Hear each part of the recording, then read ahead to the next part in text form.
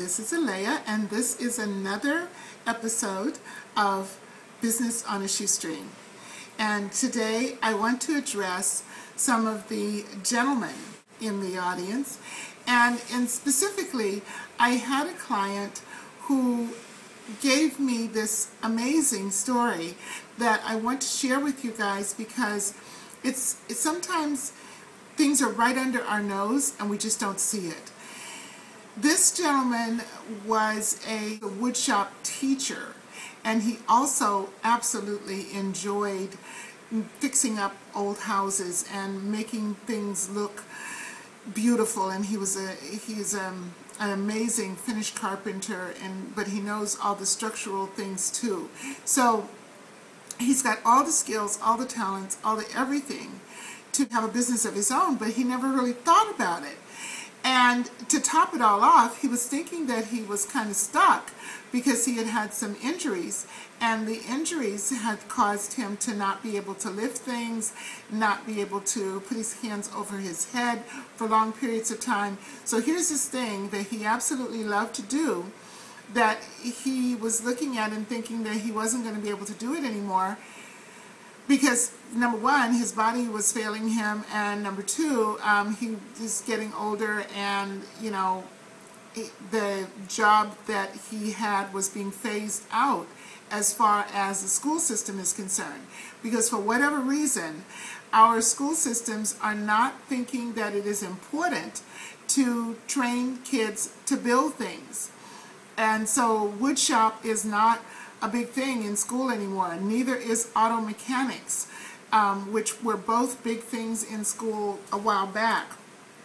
And I think agriculture is also not taught in the schools. But today we're going to talk about woodshop. So what came out of this consultation with this gentleman was he actually already owns a couple of houses that he had bought before his injury, thinking that he was going to fix them up and sell them. Well, now he's looking at the fact that the economy has slid, as well as he's now injured, and thinking that he's basically going to just eat it on these houses and not be able to do anything with them. So this is one of the areas where I tend to shine, because I can see a bigger picture, and it's not just me. Other people can see bigger pictures too. But in this case, he was my client, and this is a solution that we came up with for him.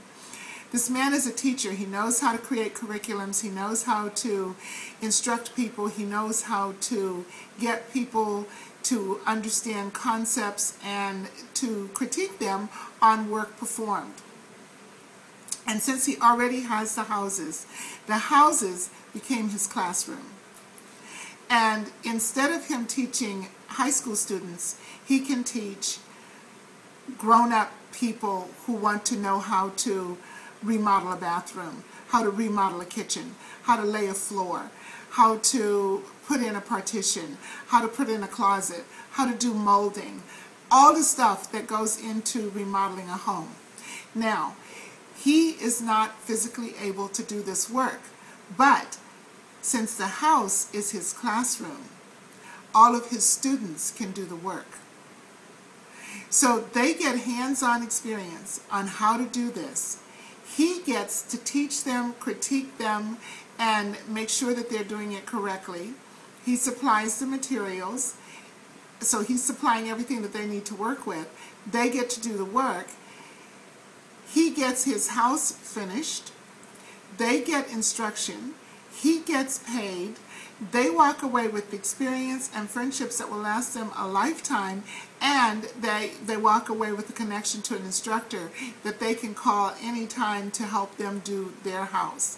This is what I'm talking about when I said take the skills that you have and turn them into your new job. You are never too old, too injured, too broken, or any of that to create a new career, a new livelihood for yourself. This is just one of the things that you can do, and I wanted to pass this one along because it struck me. This man was so happy when he actually saw, wrapped his mind around this picture of his houses being a classroom. He had never thought of them that way. They were looking like an albatross around his neck. So you have a lot of things in your life that may look like albatross until you look at it, just pull back from it and take another look at it and see how you can turn it into a win-win. I hope this has been helpful to you, and until the next time we talk, make sure that you take a look at the whole picture and know that even in a recession, there's money to be made, there's livelihood to be had, and that the recession is not going to last forever. But while it's here, it's a time to create. Until next time, go out and create something wonderful.